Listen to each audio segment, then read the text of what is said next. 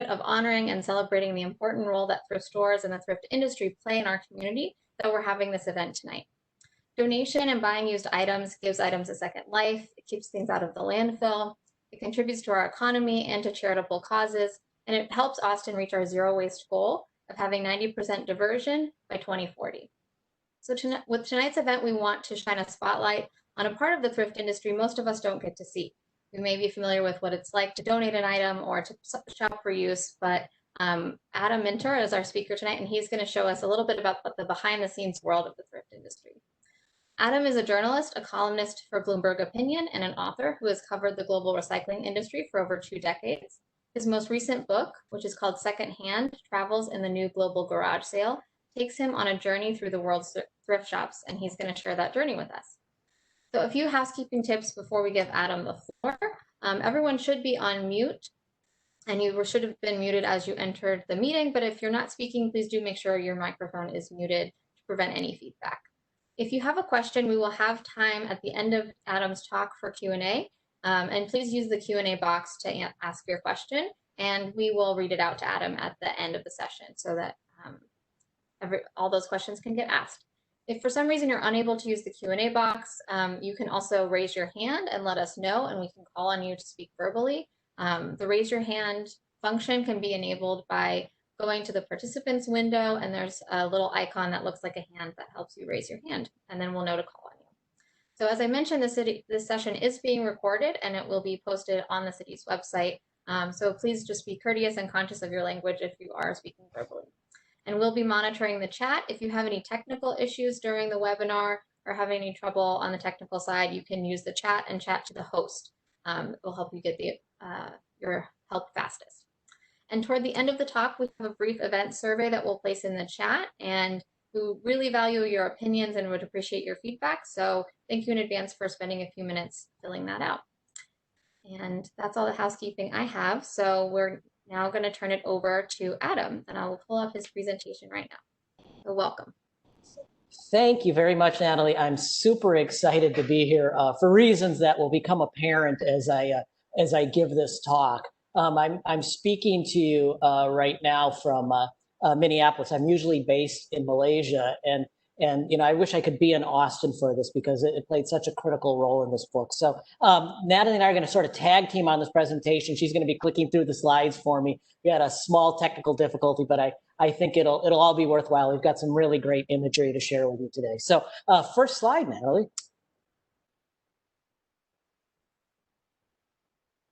Okay, this is the new book, Secondhand, and it takes place all over the world, and it took me about 5 years to write, starting in 2014. And it is no exaggeration to say that the idea for this book came to me in Austin, Texas. Next slide, please.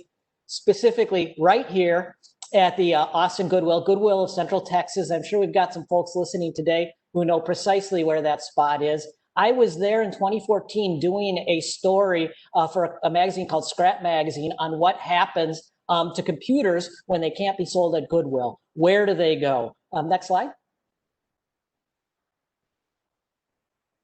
And so this is the inside of the warehouse as I found it there. And I want you to pay particular attention to those big blue carts because we're going to get back to those a little later. Next slide. And what I was particularly interested in were these. Now, I have been covering the scrap metal industry and the electronics recycling industry for years, and I had a pretty good idea of what happened to these used computers that couldn't sell at Goodwill, but I was there to follow them. And at the time, Goodwill was partnering with a company called Wistron, and they have an operation up in McKinney near Dallas. And next slide, please. And this is a picture of McKinney's warehouse full of computers. And these are all from Goodwills, not just from Texas, but from all over the United States. Goodwill had partnered with them, and these computers would be sent for dismantling. They'll take them apart. And then the plastic parts, and we've heard a lot about plastics recycling over the last few years, would be sent to Kunshan, which is a city outside of Shanghai. And so I traveled to Kunshan. I wanted to follow these computers, what happens to them. So next slide, please. And there you have it. This is a giant plastics recycling operation. Your computers from Goodwill in Kunshan. And what happens to the plastics, this isn't the whole computer, the plastics, they chop them up And then they move the chopped up plastics, which you see right there, and you can get a sense of the scale of just how many there are. And Dell Computers involved in this operation as well. And the next slide. This is upstairs where they turn that old plastic into new plastics, and those new plastics would be remanufactured into cases, parts of cases and different parts of Dell Computers and various components for other electronics companies around the world. This was something I had followed. This was the kind of story I had done before I wrote Secondhand for years. Follow the stuff from the United States to China, or Europe to China, or Japan to China, for example. Next slide. This is a giant pile of Christmas lights in southern China. I happened to be at a scrapyard and saw this. Next slide. You can see what they look like. These are this is a giant pile of Christmas tree lights. And so when I was in China and I saw this, I said, I'm going to write a story about what happens to Christmas tree lights when they're dropped off somewhere and they're sent for recycling or reuse. Next slide. So these are Christmas tree lights in St. Louis. Next slide. Indianapolis. Next slide. North Carolina. And that's a Chinese scrap metal dealer who was showing me this. And he said, okay, now that you've seen these all over the country, I'll send you to southern China where they're recycled. So next slide. And there we have it. What happens to them? They're chopped up. They run water over them. The copper goes in one direction. The insulation goes in another. And the copper is remanufactured into new Christmas tree lights, which are promptly sent back to the United States. And the plastic at the time, at least, was turned into slipper soles. So I loved this kind of story. And that's okay. You can click forward to the next one. And basically, this is the only chart I'm going to show you tonight, so bear with it. But this is basically what I covered for most of my career. I moved to China in 2002. And this is a graph of all the recycling the U.S. sent to China, how much by volume from 1994 through 2018. And at the time I visited the Christmas tree light factory in 2011, you can see, oops, can you go back one? It was at its peak. And then, as we all know, it sort of declined. Now, most of us think it declined in 2019 because China banned it, but it was declining already. And so right around the time I was at Goodwill in Central Texas, looking at those computers, I was already thinking about what are we going to do when China stops taking our stuff? What are the solutions that are out there? So, in my life, and I mean this in all sincerity, when I've wondered, I've needed some guidance, I've oftentimes turned to, next slide, Star Wars. And I'm sure there's some people snickering, and I'm sure there's some people nodding their heads yes. But let me explain to you a little bit why, because I think Star Wars can tell us a lot about recycling, reuse, and thrift stores. So let's go to the next slide. Episode 1. If you've watched these movies and you've watched episode 1, and I don't necessarily recommend it, but in every Star Wars movie, there's junkyards and junk. And the interesting thing about Star Wars movies and junk, and this is episode 1, is that there's lots of junkyards, but there's never any recycling. Next slide. Take, for example, the original Star Wars film, episode 4, as they call it. These are the Jawas, and these were scrap collectors, people who collect junk along the way. They remind me of my relatives who actually came to the United States and landed in Galveston, Texas, and used to pick junk off the streets in Galveston and put it into a horse-drawn cart. These guys are picking up robots and putting them into their sand crawler. Next slide, please. And what's interesting about it is they're not recycling them. They're just sort of keeping them there. Next slide. Let me give you an example of how weird this gets. This is from Empire Strikes Back. This is an Imperial Star Destroyer. Now, we learn in the movie that when an Imperial Star Destroyer goes to hyperspace, it needs to dump all its trash first. So this is what I do because I'm a trash journalist, recycling journalist. Next, what did they dump? Next slide. If you look at whoops, back one. Yeah, if you zoom in and freeze the frames, you find out that they dumped a bunch of steel. Now, where I come from, that stuff is recyclable. And I was wondering, why weren't they recycling it? Next slide. Episode 7. This is a Star Destroyer that's crashed on the desert planet of Jakku, but nobody's recycling it. And whenever I see this image, it's a very famous image from this film. Next slide. It makes me think of shipbreaking in Alang. Some of you have seen this before, where in central India, shipping companies will beach the ships onto beaches and then they'll slowly take them apart. It's a very dangerous process. And I was thinking, why isn't anybody in the Star Wars universe taking this stuff apart? Next slide. And then we met Rey.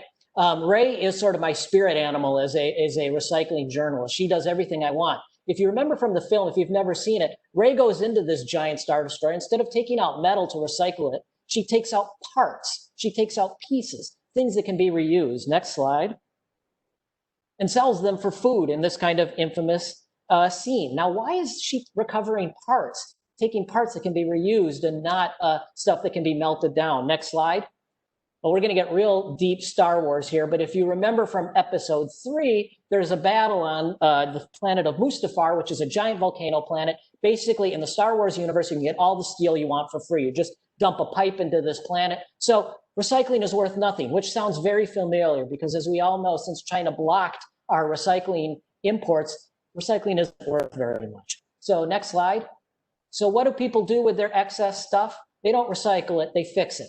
And everybody sort of develops not only an appreciation for stuff and what its inherent value is, not as metal and plastic and glass and everything else, but they develop an appreciation for its ability to be reused. And that goes for Ray. Next slide. Which is one of my favorite scenes where, Ray, she's this scavenger on Jakku, and she's called a scavenger, and she can fix all kinds of stuff. And the reason she can fix all kinds of stuff is because she knows what the parts are. So let's jump to the next slide. Let's go back to Goodwill.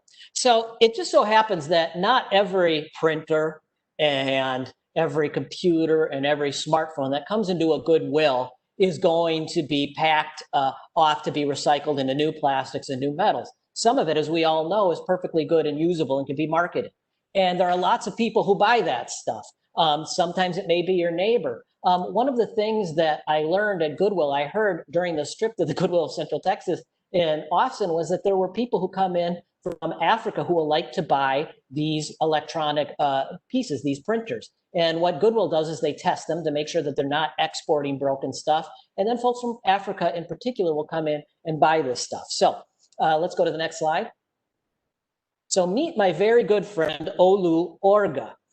He is a used electronics trader in a city called Tamale, which is in the northern region of Ghana. It's a city of about 350,000 people. And what he does is he buys from middlemen, people who go to the United States, Ghanaian Americans and Ghanaians, and what they'll do is they'll buy the stuff and they'll sell it to Olu, and then he receives it in shipping containers, takes pictures of it, and puts it on WhatsApp. And this picture, in fact, is something that he put on WhatsApp, and it was to remind all his friends and customers that he just received a giant load of monitors. Some of them might have come from Goodwill. I know some of them came from an electronics recycler in Vermont, but they come from lots of different places, and there's huge demand for Olu's stuff.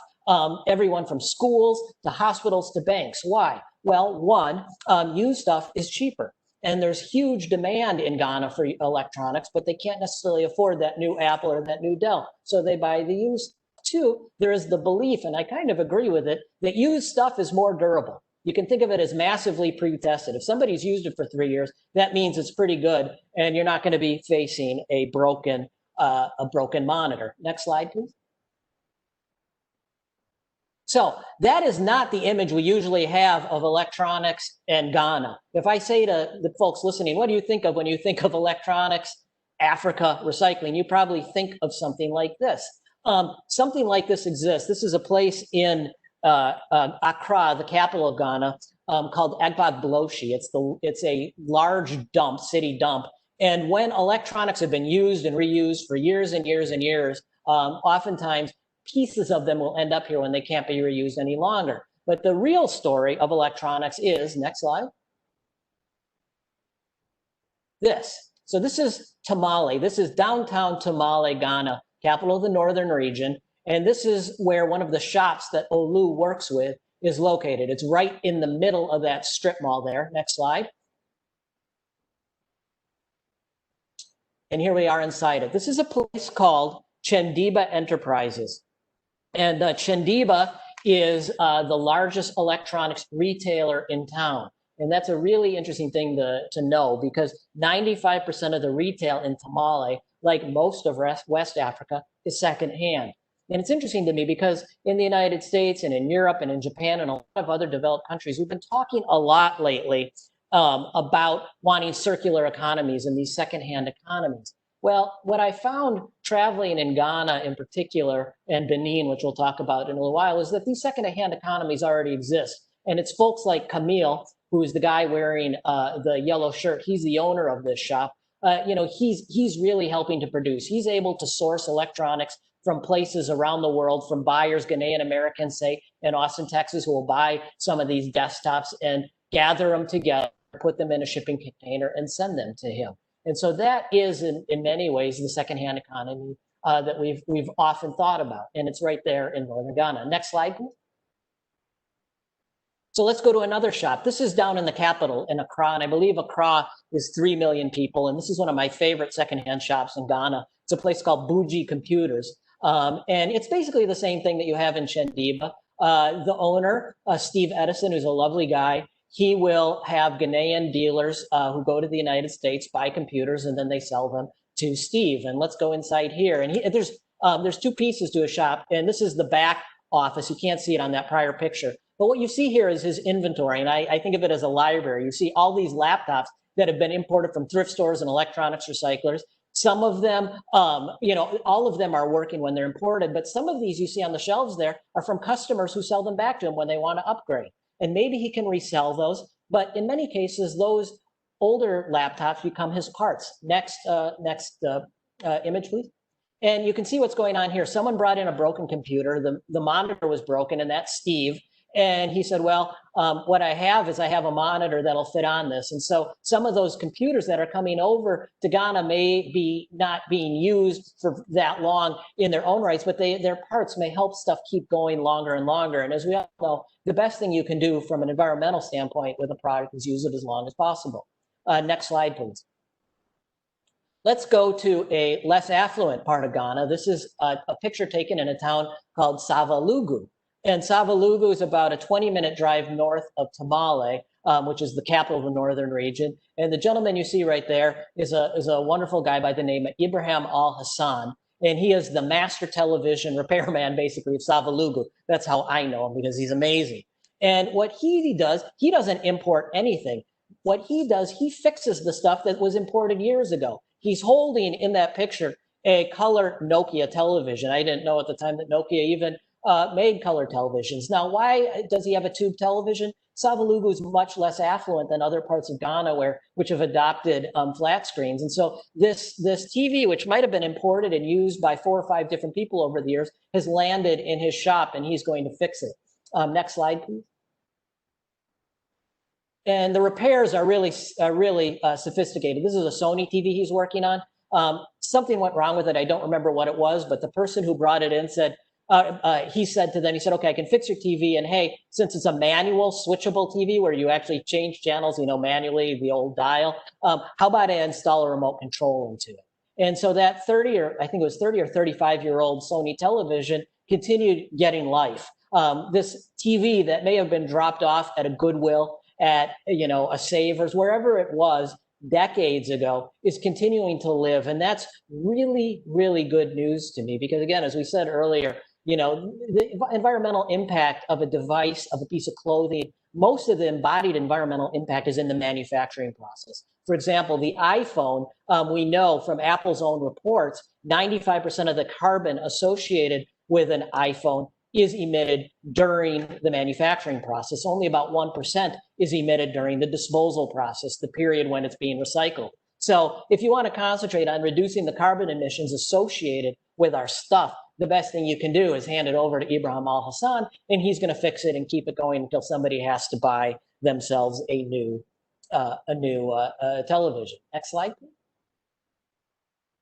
Okay, let's go back to Goodwill. So there were a couple things that I saw at Goodwill of Central Texas that really got me thinking about secondhand. One were those computers that were off to Wistron and then off to Kunshan. It made me think, is there another chain? Is there another way that those can find a second life?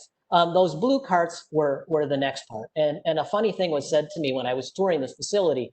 After looking at it, I was only there for a short while. One of the people who was bringing me around said, would you like to see our outlet? And at the time, I really wasn't deeply familiar with Goodwill. And honest to goodness, I thought I was being asked to see where some of the stuff, the electronics were plugged in to check if it was working.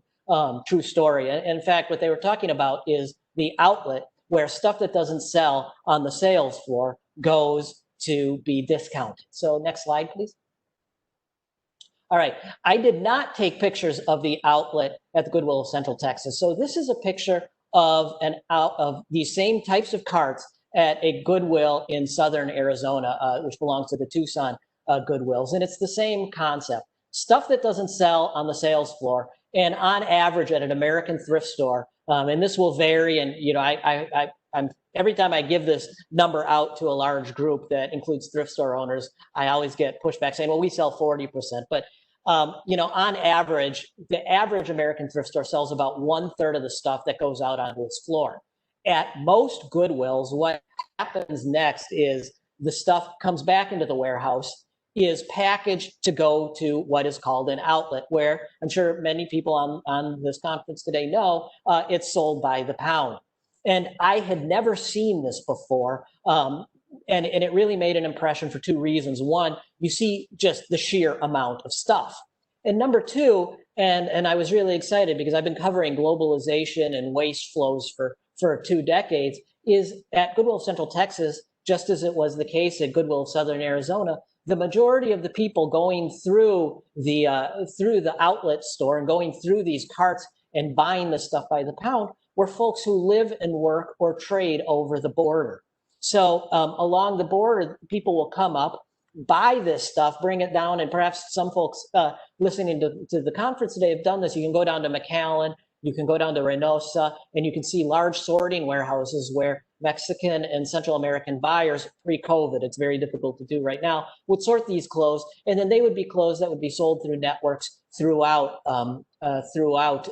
Mexico and Central America. And I found that very exciting because I saw that there was much more going on at Goodwill than I had thought, that there was an element of international trade. And not only was there an element, but is a crucially important element. And so that gave me the thought that maybe there's a book that could be written about the secondhand trade, about thrift stores, connecting thrift stores to the world. So let me show you sort of how I trace this a little bit. And as I do so, I want to give you a sense of just how, and I don't want to generalize all Goodwills. I'm going to mostly focus on Goodwill of Southern Arizona because that's where I spent most of my time embedded. But just to give you a sense of how stuff flows through, gets priced and sold. So next slide, please.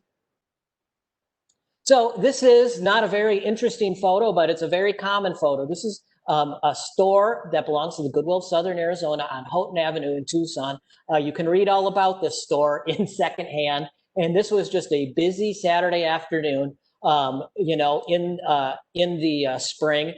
People doing some clean outs. This is before COVID, and stuff was piling up at the door. And I wanted to sit, when I wrote this book, I wanted to sit at the donation door and watch what came through. And if you've never done it, I recommend anybody anywhere spend some time at a Goodwill, just watching what flows through the door. I guarantee you, if you're a shopaholic, it will cure you because there is just so much stuff. And on busy days, Goodwills can be overwhelmed trying to manage it. Next slide, please. Natalie, this, I don't know if you can play this. Can you try playing this? Oh, it's not going to play very well. I wanted to show you, it's playing pretty jagged. I wanted to show you, this is just inside the doors there, and just what a frenzy and struggle it is for folks just to get this stuff sorted basically. Saying we're going to throw some books into this container, we're going to throw the clothes into this container, the shoes are going to go here, the sporting equipment's going to go here. And you have these people, they're not talking because it's a very busy time and there's just so much stuff. And when people say, Goodwill prices this or that too much or too little, I always, recommend people go into a Goodwill and just watch how much stuff is coming in and how difficult it would be to price all that stuff. So unfortunately that video didn't play really well, but we can jump ahead to the next slide. Okay, so just as one example, this is a box that's 3 feet tall, and these are the books that came in. You can see they're tossed into the box there, and there was going to be another box of those at the end of the day. What do you do with all of these books? You can't sit there and go on eBay or Abe Books and figure out what to do with them, but you do want to sell them. So next slide. At least at this Goodwill in Southern Arizona, you just have a general price for them. And the goal is to move them. And you can see VCR tapes, album CDs, all that stuff just gets priced because there's just so much of it. And that's good news if you're a thrift store shopper looking, for bargains, because there may be that really great, hardback book in there that makes it out onto the floor, and you buy it for $3 and you get more for it, a lot more for it on eBay. It's not because somebody in the back room at a Goodwill is foolish. It's because their priority has to be getting this stuff out there. There's so much volume. And if they don't handle that volume, if they don't move it through the stores quickly, they're going to end up seeing it as a cost. They're going to have to pay for the disposal. Next slide, please.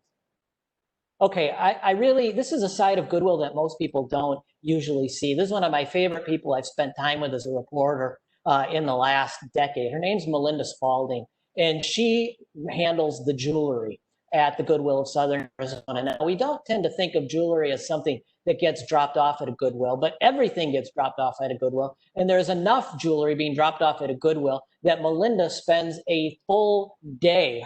She has 5 days a week going through jewelry, packaging it, and pricing it. And she has incredible insights into what we use, waste, want, and throw away. That big bin right there is going to contain several bags of jewelry. What gets donated to Goodwills in terms of jewelry, I guarantee you it's not a whole lot of Tiffany. It's a lot of cheap plastic jewelry, Mardi Gras beads. It's going to be an incredible amount of stuff. So let me move forward here to the next slide. Okay, so this is her workspace. And one of the things that you'll see on her workspace is that she's categorizing all of this stuff.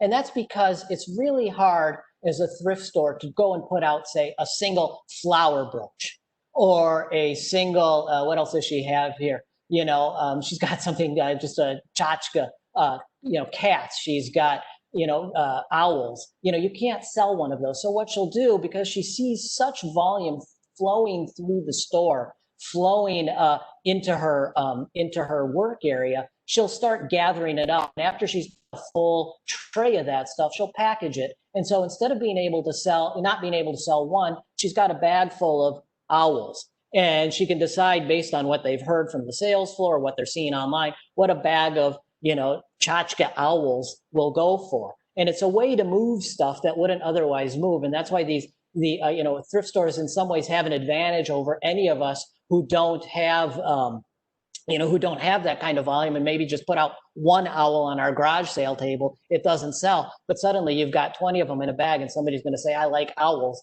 Let's put it on the market. Next slide. And you can see right here some of the bags, and these are going to go into stores. Some of these may go online because they sell stuff online. And next slide, please. And for some of the more valuable stuff that comes through this particular Goodwill Federation, but it's other thrift stores do this as well. They will do it with other things that may not be able to sell one-off. And again, it's a way of thinking about secondhand that you maybe don't think about if you're just doing a garage sale. And you can see these boxes there. There's a box of flatware and a box of stamps and a box of older Apple products. Again, if you put that in a case or on a shelf, it wouldn't sell. But say you say to somebody, I've got a package here, a bag of 20 books of small books of stamps. Suddenly that's marketable. And again, it gives you some insight into how the stuff is priced, at least at the higher end. Next slide, please. All right, and so let's go then to what is the biggest component of the American thrift store trade, the American secondhand trade, and that is clothing. Your average thrift store, unless it's a specialty thrift store, will find will tell you and will find that roughly half of its, if not more, of its overall revenues are going to be related to clothing. And that comes down to a lot of different factors, but the fact that Americans and Europeans and Japanese and people in affluent countries, Australia, just go through a lot of clothing and they go through more and more. It's become, frankly, disposable in some sense, especially over the last 3 years. When you have that much material, you don't have time to do what you might do on an eBay or on a Poshmark, where you would say, oh, look what I have here. This is an interesting brand or a not so interesting brand. I'm going to try and sell it as a one-off item. I'm going to carefully look through it and price it that way. You've got to categorize it. Now, that's not to say that thrift stores don't take a look at condition. If things are in a bad condition, they're certainly going to want to either set it aside as rags or for a different use. But generally, they're going to make some very, very quick general assumptions about how to price it. So next slide. And you can see that right here. And this is fairly common for a lot of thrift stores across the United States, also in Japan. The Japanese thrift store industry is very systematized. They're not going to spend a lot of time worried about individual garments. They're going to classify them by brand because that's how people come in and want to buy them. And they're going to put them in the correct bin. And if they can serve as merchandise, they're in decent condition, they will go out onto the floor. And so next slide, please. And so this is a picture I took at a thrift store just this past weekend up here in St. Paul. And in the distance there, you see my son with his Paw Patrol mask on, and we were looking at some of the kids' clothes. And different categories sell better than others. The interesting thing is, in St. Paul, I've been told that children's clothing really goes well off the racks. It'll be more than 1/3. But in other places, I'll be told that it doesn't. What happens, though, to that stuff that, the clothing that doesn't sell on the racks at any thrift store? There's actually a very systematic, very large, very globalized industry that handles it. And so I'm going to give you some just brief insights into what that looks like on the next slide. So this is a warehouse in Mississauga, Ontario. That's a very large suburb. It's basically a city in its own right outside of Toronto. And Mississauga is one of two great centers in North America that purchases, Mississauga and the other is in Houston, that purchases clothes that have come through thrift stores that have not sold. They will buy them and sort them again. In Mississauga, there's about 18 warehouses there. They use traders around North America who will go and buy the excess from the thrift stores and bring it and ship them into Mississauga, 18 warehouses. And they will then sort these clothes for various markets around the world. And you are talking about dozens of countries. Places in South Asia, India and Pakistan are the two largest markets right now, but you also have markets across Africa, especially in Kenya, Mozambique, Benin, Nigeria. And these are all owned, every last one of these warehouses but one, as I understand it, is owned by either Pakistanis or Indians in Mississauga. And the same is true for Houston. And the reason that they are in the business is because they know what the end markets are. They know how to sort the clothes and categorize them so people in Pakistan and India will want to buy them. What happens after the clothes go to Mississauga? Well, they're shipped off to various countries. Let's go to the next slide. And so this is an invoice for clothing that came in from Canada being held by a buyer. And, we often hear that this stuff is dumped. It's not dumped, it's purchased. And you can see how detailed is this invoice, what he was expecting to get for this buyer in Cotonou, which is the commercial capital of Benin, which is a very small country that borders the west of Nigeria. And Benin supplies, for various tax reasons, there's a lot. It's just cheaper to import stuff into Benin than Nigeria, but it's the major supplier of used goods for Nigeria. And Nigeria is one of the world's largest users of used goods. So here is what he would order and was expecting to receive from a trader in Mississauga who is likely buying that stuff from somebody in North America, could very well have been somebody in Austin, Texas. So next slide. And this is how it arrives in Benin from Mississauga. These are all uniform bales, and and they have labels on them. You can't see it, but it might be kids' clothes in one, men's trousers in another. There's bed sheets, linens. The one thing you will not see imported, and I'm often asked about this, is undergarments. Undergarments, the traders don't want them, and the governments don't want them. And I wouldn't want them. I'm somebody who buys secondhand clothing. I wouldn't want them either. But I would buy other used garments. So what happens now? Once it's imported, the owner of this warehouse knows other buyers, people who sort these clothes, these bundles, and into even smaller bundles for various towns, markets, villages throughout West Africa. So next slide. So here we are in a very typical Benin, Cotonou, Benin sorting warehouse. This is highly skilled labor, and these gentlemen are experts in what various villages and towns throughout the West Africa region are requesting in terms of clothes. And it's not the villages so much, but it's the business people. It's a very female-centric business on the retail level in West Africa. So they're constantly communicating, oftentimes with their spouses, about what are people asking for. And they're asking oftentimes for the same things you're asking for in Austin, Texas, because we're all online. We're all looking at social media. We all want the latest styles. And so maybe in one village, they're asking for this color and this brand and these guys. And this job is done by guys. I'm not being inaccurate here. These warehouses are staffed by men, are sorting it out, and so it will be delivered there. And if you go to the next slide, this is back in Tamale, Ghana, and you can see this may look like chaos and like somebody just dumped a big bag of clothes, but these clothes came out of a sorting warehouse in Benin after they had been sorted there. And in Tamale, they like certain looks, they like certain styles, they like certain colors, they like certain kinds of garments. It's a very, very refined business, and every step along the way, from the moment that stuff leaves the floor in the thrift shop in Austin, somebody is buying it, somebody's paying for it, somebody sees some value there. They want to bring it to somebody else who may see some value there until it reaches the endpoint consumer who wants to wear it. And that's pretty exciting. Now, the truth is not everything is in demand. And so the last thing I want to show you about this trade is I want to show you, it kind of brings things full circle. Can we go to the next slide? Wool. So most of the demand for secondhand clothes around the world comes from warmer climates.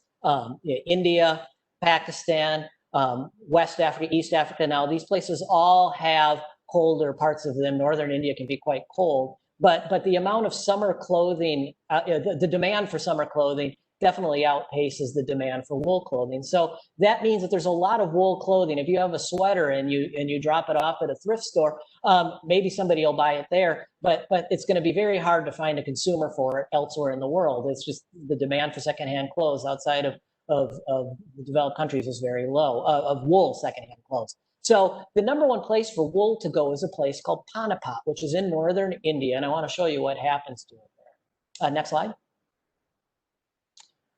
It's shredded, and this is just one room at one of about 50 companies in Panipat. There used to be more, and if you read secondhand, you'll find out why there aren't more right now. But there are more, and what they do is they shred that wool and they turn it into a raw material, raw wool. It's an old process that dates back to the 1820s. And you can think of it, and I thought of it when I was there, sort of the way I felt about those Christmas tree lights and about those computers I first saw at Goodwill in Southern Arizona, in 2014. So what happens to all that shredded wool? Let's go to the next slide. It's spun into a product called shoddy. And if you've never seen a knitting mill or a yarn spinning operation, this is what it looks like. And they feed it into these machines, and it comes out as a very low quality, kind of musty smelling wool. But it's a raw material, and it can be reused. And if you go to the next slide, you can see what it's turned into. It'll be dyed, and you get these shoddy blankets. Now, I'm sure a few people are thinking shoddy. I've heard that term before, and you have. It's euphemism for sort of a low quality good. And I can say that if any of you were given the option of a new wool blanket and a shoddy wool blanket, you would definitely take the new blanket because the shoddy blanket feels a little coarse. The thread count is very low. It smells a little bit musty, and it's heavy. And perhaps it's no surprise, there were two markets for it. One, low-income folks in northern India, and two, when the Red Cross or the UN High Commission for Refugees has relief operations and they need blankets, they can order tens of thousands of these from northern India. And these are the blankets that were, until quite recently, primarily used. Now, increasingly, they're going to pull with fleece blankets. And so, these are just two rivers, if you will, of this complicated world that leads out from your thrift stores, leads out from your antique stores.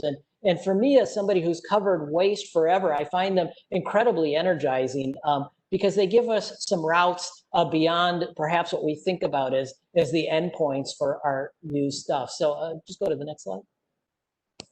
And it's one of the reasons why I'm just, so excited when I see pictures of Ray and, when I've seen that movie, because when I say she's kind of my spirit animal as a recycling journalist and as an environmentalist and as a thrift store shopper myself, I really get excited by the idea that somebody is looking beyond these things as raw materials and starting to look at them for their implicit value, already being manufactured, already having all that energy embedded, looking for the ways that we can reuse them and go beyond this model that we've had for so many years where we're thinking recycle first. What I'm hoping to do, and what I hope I did with the showing you some of these pictures, is that in the United States, within thrift stores, and really globally, and we're all connected to it. When we drop something off at a thrift store, when we buy something at a thrift store, people thinking about this embedded value of the stuff already, not as raw materials, but as stuff that can be reused.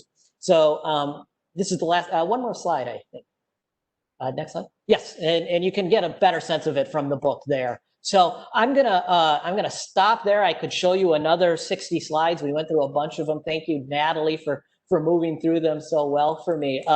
And just open up the questions. And again, I didn't say it enough at the beginning. I'm so grateful to Austin for what it taught me. It was such an inadvertent thing. It was the beginning of this journey for me as a secondhand journalist, not as a recycling journalist. Really started there. And so it's very exciting to be talking to all of you.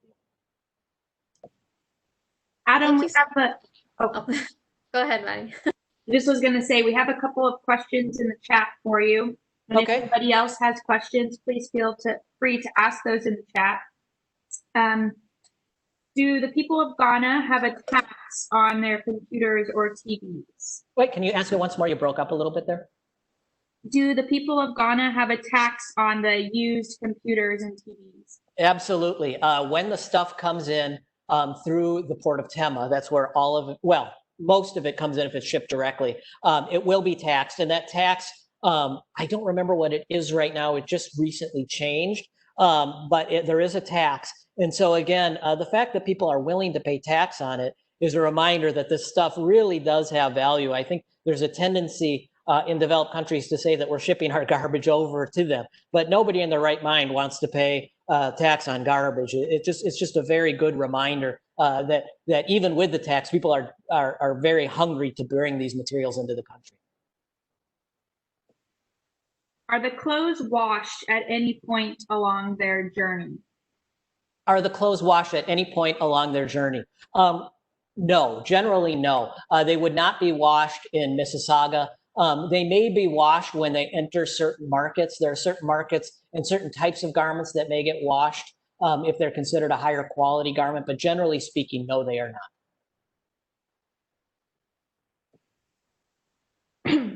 What do you think is missing most from the recycling and reuse industry? Well, that's a really that's a great question. I would say two things. I've lived for the last 20 years before COVID in developing countries, and one of the things that I've seen over the years that's been very distressing to me is that it's great that the stuff gets reused and used and reused, as we saw with the 35-year-old televisions, but at some point everything ends. And so what these developing and emerging market countries don't have are the good recycling options for these used goods once they're at the end of their lifespan. Now, in my opinion, that's not a reason to stop for them to stop importing used things. I mean, if you say they should stop importing used things, you might as well stop developing countries from importing new things as well, because they're, in both cases, they're going to miss that option. But from my point of view, I would like to see people in this industry, work with manufacturers to try and get some good recycling of these electronics, of textiles into these emerging markets where they don't exist now. So that's my primary concern. It's something I intend to write about actually once COVID is over. Another question for you. Is global thrift dependent upon international wealth disparities? And what role could it play if it were to equalize more? Yes, yes. The answer to that question is yes. And there's actually a point in the book where I address that directly. There's a wonderful journalist who runs the what's called the Japan Reuse Journal. And Japan, as maybe some of the folks listening know, has one of the world's most robust thrift and secondhand economies. And there is an entire trade magazine. I mean, it's a real business magazine that covers it. And what she told me was, because I was asking her, what's the future of this? She says, so long as there is income disparities in the world, there will be a secondhand trade. And so the answer to the question, that was a long way of saying yes, and others recognize it in other countries. Does that mean that there can be a secondhand trade without income disparities? Well, certainly we see that, but it's sort of the frosting on the cake.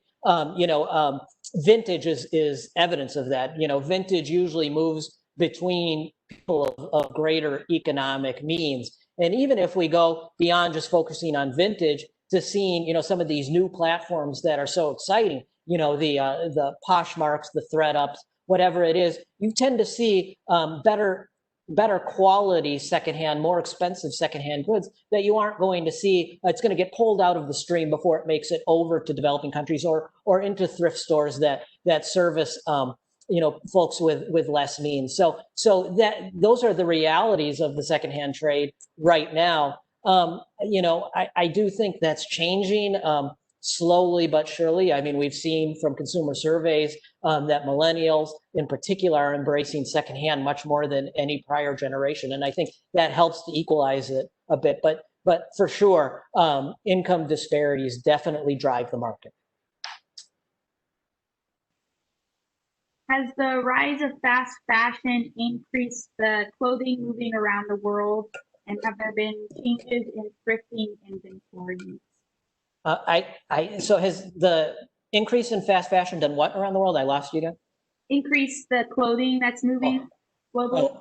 Okay. Yeah. Well, there's a lot more clothing globally because of fast fashion. And it's not just in the United States, in North America and Europe where people consume it. I lived for 12 years in China. And that's where most of it's manufactured, and the consumers there consume it very heavily. It's what people are wearing, teenagers are wearing there, and this has really started to disrupt the secondhand trade.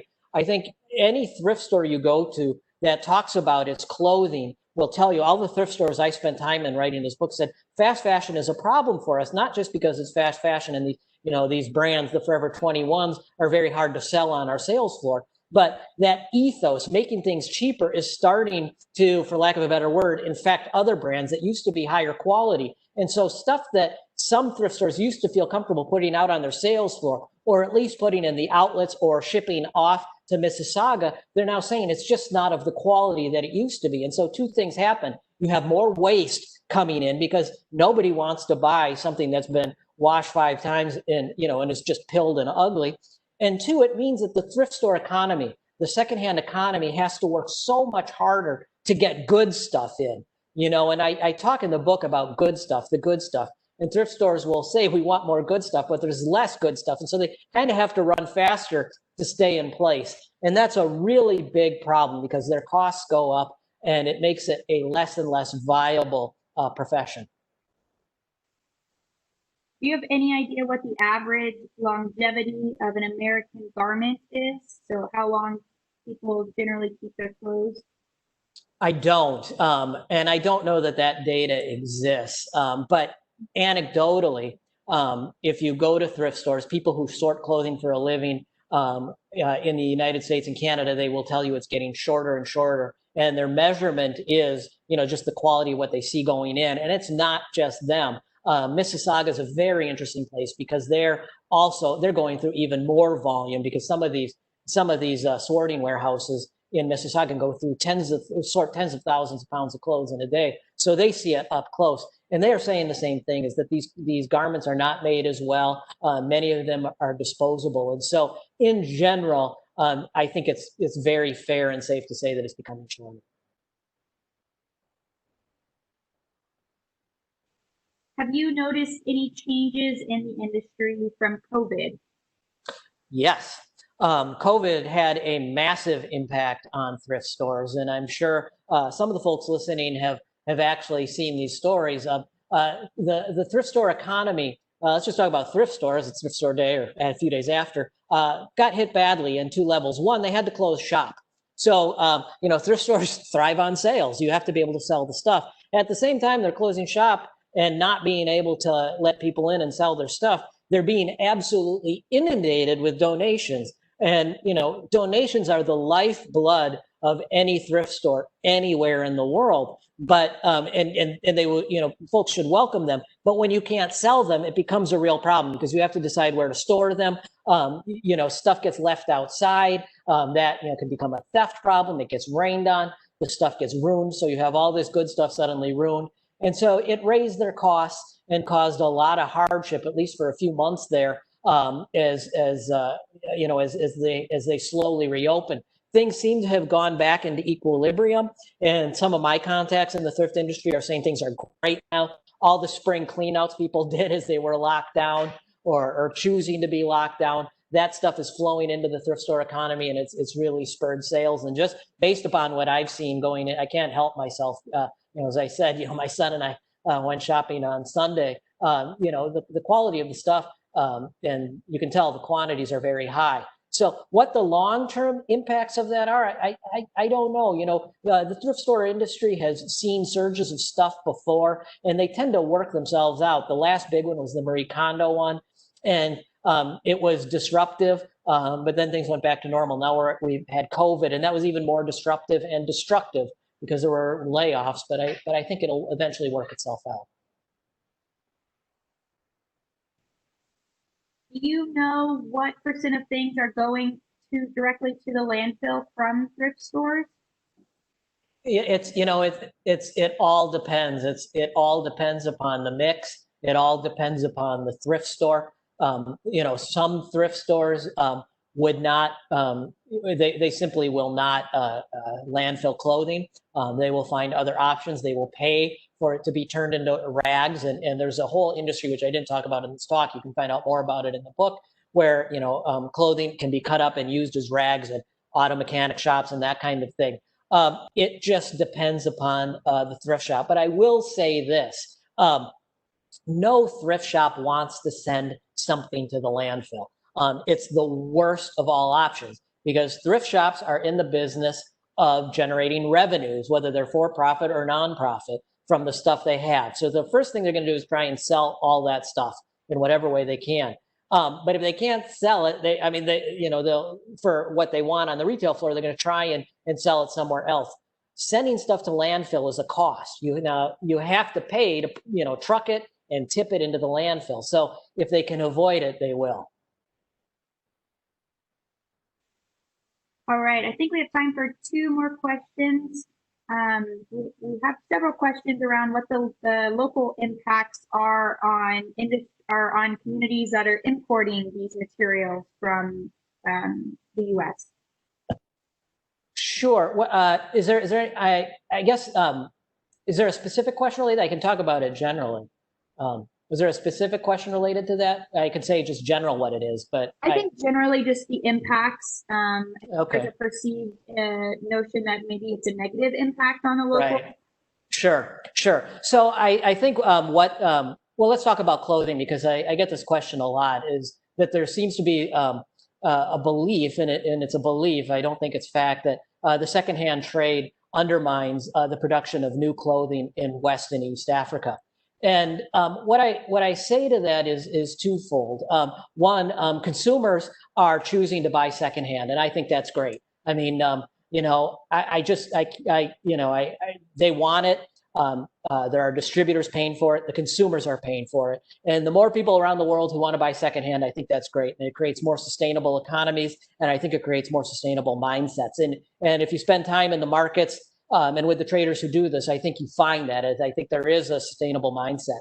Now, in terms of whether it undermines local industries, especially textiles, there's really no evidence that it does. In fact, the bigger impact on local textile industries in West Africa isn't the used stuff coming from the United States, but they're struggling with what the United States struggled with, and that is imports of new clothing from East Asia and Southeast Asia. The same things that damage the North American and the European textile industries, which is low cost, sometimes low quality new goods that basically undercut the production of new clothing in these economies. And usually it's the new clothing manufacturers are competing against the East Asian imports. And I tell the story in the book, and it was really a shock to me. I'm sure many people have heard of kente cloth, which is a very famous, very beautiful, just wonderful cloth that has been manufactured in Ghana for years and years and years. And there used to be many, many kente producers in Ghana. And over the last 20 years, they've almost all been eliminated because Ghana started importing kente that was manufactured in East Asia, which feels and looks pretty much as good as the stuff that was manufactured locally. And so that kind of tells you what the threats are. So from my point of view, having traveled in this industry a little bit, I think secondhand is really good because it tends to give people a better quality product that's going to last longer at a price point that they can afford. And if you're worried about these economies being able to manufacture their own stuff, I think they need to be looking at what they can do really to control the massive influx of low cost imports from East Asia, the same things that damaged economies in North America. Our last question, I think, is a great one to close us out. And before we move it back to Natalie, is how does someone become an advocate for reuse in their community? Well, I think there's a few ways to do it. I mean, one, personal habits. Fix your own stuff. Start by that, and it can be done, and it's so great. I mean, it's such a satisfying thing to be able to, whether it is to go back to these old habits of mending our own clothing or fixing our own electronics. And there are lots of resources out there. I mean, my phone right here, it's a refurbished phone, and I needed to change the battery at one point. I went online, ordered the battery, and found a manual for doing it. And I think I think all of these things start at home. The second way, and I don't want to get overly political, but there is a movement in the United States called the Right to Repair movement, which is basically just calling upon manufacturers and calling for legislation that requires manufacturers to put their repair manuals out there. Right now, a lot of manufacturers simply will not allow their repair manuals to go out, and they'll use copyright protections to keep them from consumers. Asking manufacturers to make the repair manuals available to everybody is a great idea, and also their repair parts. Right now, a lot of manufacturers will not sell you their parts so you can repair your stuff. You have to use their authorized repair centers, and there's a problem with cars as well. So advocating for right to repair, I think, is a great way to do it. And then in a more general sense, in my own habits, and this book was a journey for me, and I talk about it in the book, I really changed how I consume and how I interact with my own stuff. When you go about buying things, and don't get me wrong, I'm not about shaming anybody about how they buy, but buy for repairability, buy for durability, buy that thing when you buy it. And this is what I do. When I buy something new, and we all do, I always have it in my mind, is this something that can go into the secondhand economy? Is this something that I can give to a thrift store, and that thrift store can look at it and say, great, we're going to put this right out on our shelves, and we know it's going to be gone by tomorrow. You can't do that with everything, but I just think it's a great habit of mine. And by doing things like that, we build that thrift store economy. We build that secondhand economy. Having more good stuff in the system builds what we're all, I think, aiming for today when we think about Thrift Store Day. Thank you so much, Adam. And it was a wonderful talk and so engaging. We had so many more questions than we could even have time for. Now, if you want, I don't know. I have a few minutes. I'm happy to take a couple more if you want to. Or okay, well, I will close it out and people can leave. And then maybe if people want to stay on and ask a few more. Okay, sure. So just want to note for people that will be posted on the Imagine Austin Speaker Series website on the City of Austin's website. After this talk, so you can go back to it. And also, if you're inspired to learn more about thrift stores in your community from this, there's a directory on austinreuseDirectory.com that you can go check out. And we are also hosting free repair classes this summer online, and you can find those at .gov/fixitclinic. And I just posted both those links in the chat. So thank you all again so much for taking time out of your evening and for coming to our Imagine Austin speaker series. And thank you again to Adam Minter for sharing all about your knowledge on the secondhand industry. And Maddie, if you want to ask a few more questions, if Adam's I've got another 9 minutes here before I have to actually run out the door. So yeah, okay. fire away. All right. Let's see. I remember. Can you speak to the relationship, if any, to secondhand economy, fair trade, sustainable, locally sourced artisan community? Relationship between secondhand and sort of fair trade and artisanal. I think that's what the question's getting at, yes. Yeah, that's an interesting question. Now, fair trade, there's actually a whole movement and there's an organization called Fair Trade Recycling in Vermont. And they have really focused on basically using fair trade principles to make sure that the electronics that they buy for developing countries and trade in developing countries are good. They're not sending them stuff that's broken or, it's stuff that really can be used for a long period of time. And I think that's very exciting. And I think it's a really great way to link local economies to global economies. And I think that's an important sort of journey we all need to go on if we're really going to create sustainable economies. In terms of artisanal, to be honest with you, I haven't really given it much thought. And I'm embarrassed to say that, but I'm going to give it some thought after this talk because it's a really interesting question. Are there ways to support buying for things like repairability and durability if those things are maybe priced outside of someone's budget? Can you repeat it? It broke up just a little bit, sorry. Sure. Are there ways to buy goods that fall in line with purchasing for repairability and durability if that might be outside of your budget? Yeah, I think this is a really important question, and it's something I like to address. I'm so glad you asked it. So it's certainly the case that there is something privileged about being able to buy durable goods. Not always, but in a lot of cases. And right now, reuse and a lot of durability, oriented marketing is really coming from more expensive brands. I don't want to name them, but I think we know who the most durable phones are, who the most durable outdoor clothes are, and those are expensive brands. I'll say two things about this. It takes time. And, I think one of the really exciting things that's happening in secondhand right now is sort of the used car model. So, when you buy a car, when I've bought a car in the past, when I've lived in the US, I have it in my mind, what's the resale value? I bought used cars and I'm still thinking what am I going to be able to sell it for? And then I can trade it in. And we're starting to see that happen more and more in other types of goods. Patagonia is very expensive, but they allow its consumers to trade, to take their clothes, give them back to Patagonia, get store credit. Patagonia refurbishes those and sells them at a lower price point. And one of the things they told me is they find that exciting because it allows college students perhaps to get into the brand at a lower price point. That's happening with smartphones now, more expensive smartphones. They're traded in and they're sold at a lower price point. This iPhone was sold at a much lower price point than it would have been new. So it allows people to get into these brands. And so I would say, in answer to that, I think there is a possibility to participate in these secondhand economies and to shop durably, but you're going to be shopping the secondhand. And hopefully over time, as this becomes more durable, more robust, you'll have more new goods coming in at lower price points. And it's just a matter of economies of scale. I have one question that I think was sent just to me in the chat, so I'll ask it, which is, sure. Do you know what percentage of Americans shop secondhand? Oh, goodness. I have that data and I could go looking for it on my computer, but I don't remember it off the top of my head, and I'm so sorry. But it's big. So of all the data points, it's big. But you can actually find that. And who does a great ThredUp?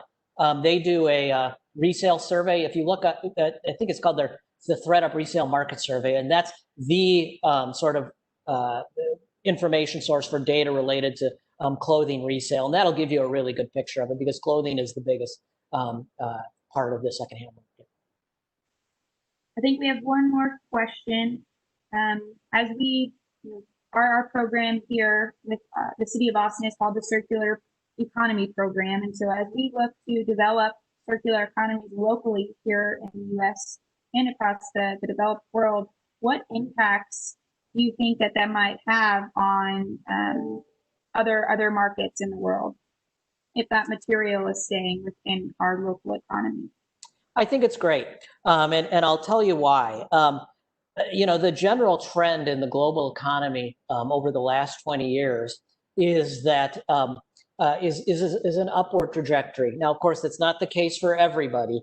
But my time in China, 12 years in China, I saw people become more affluent. And when I arrived in China, people were using a lot of secondhand stuff.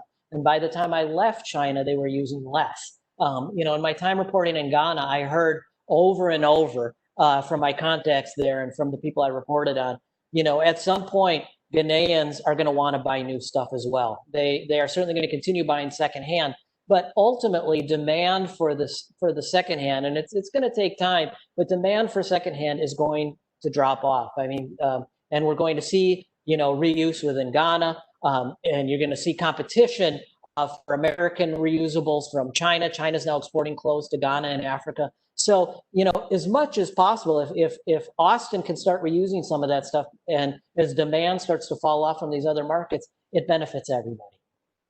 It's a long-term project. None of these changes are going to happen next year, but 5 years from now, we're going to start feeling them a little bit, and so it's a net positive. Awesome. Well, I think that's the rest of our questions. Thank you so much for staying on to answer more of them. One thing I forgot to mention in my previous closeout, so I'll mention it now, is our event survey. So we will email it to everyone, but I think also Maddie's going to post it here in the chat. So if you have a few minutes to tell us about your experience of the event, we would love to hear your feedback. So thank you, everyone, again, for coming. We're so happy to have a great attendance this evening, and have a good rest of your night. Thanks so much, Natalie. Thanks, Maddie.